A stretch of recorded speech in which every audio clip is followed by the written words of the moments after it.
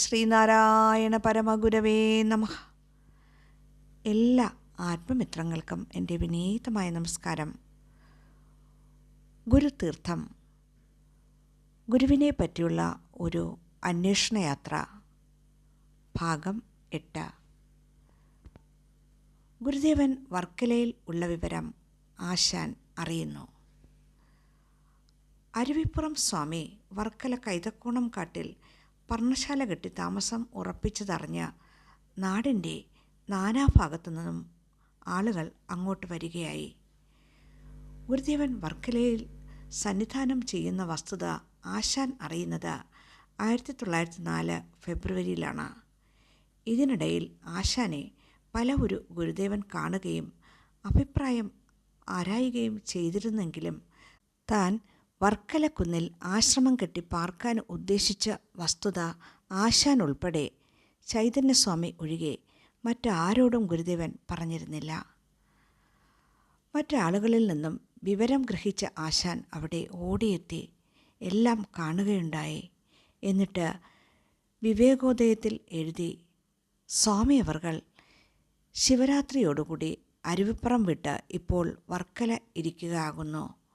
പ്രസിദ്ധമായ വർക്കല തുരപ്പിനടുത്തുള്ള ഒരു കുന്നിൽ ഗുരു ഒരു മഠം സ്ഥാപിക്കുന്നുണ്ട്.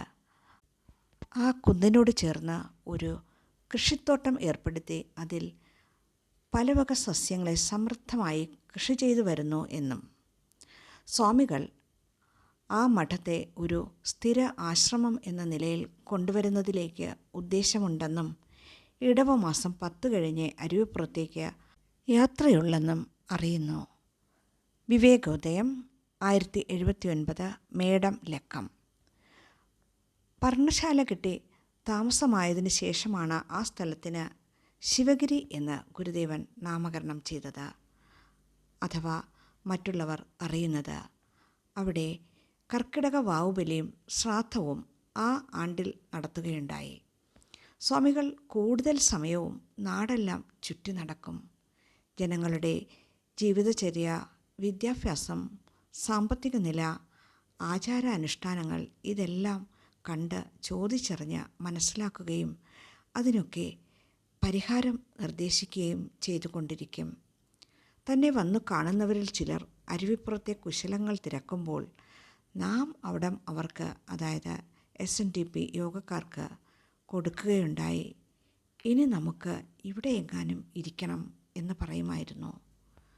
ആശാൻ ഇടയ്ക്കിടെ ശിവഗിരിയിൽ വന്ന് ഗുരുദേവനെ സന്ദർശിക്കുകയും യോഗ പ്രവർത്തനത്തിനുള്ള ഉപദേശങ്ങൾ തേടുകയും ചെയ്തു പോന്നു.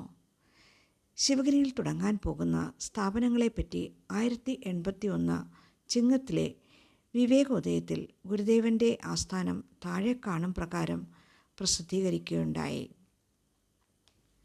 വർക്കല ശിവഗിരിയിൽ സ്വജനങ്ങളുടെ പൊതു ഉപയോഗത്തിനും നന്മയ്ക്കും വേണ്ടി ശാശ്വതമായൊരു ദേവാലയവും സംസ്കൃത വിദ്യാലയവും സ്ഥാപിക്കണമെന്ന് ആഗ്രഹിക്കുന്നതിനാൽ ചെലവുകൾക്കായി മനസ്സും ശക്തിയുമുള്ള സുഹൃത്തുക്കളോട് ഓരോ ഉറുപ്പിക സംഭാവനയായി ആവശ്യപ്പെട്ടുകൊള്ളുന്നു.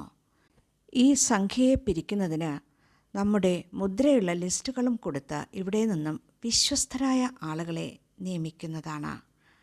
അവരെ ടി സംഖ്യ ഏൽപ്പിച്ച് ലിസ്റ്റിൽ ഒപ്പുവെച്ച് തരികയും അധികമായി വല്ല സംഖ്യയും ഇതിലേക്ക് ദാനം ചെയ്യുവാൻ പ്രത്യേകം വിചാരിക്കുന്നവർ വിവരം ഇവിടെ അറിയിക്കുകയും ചെയ്യുമെന്ന് വിശ്വസിക്കുന്നു എന്ന് നാരായണ ഗുരുസ്വാമികൾ.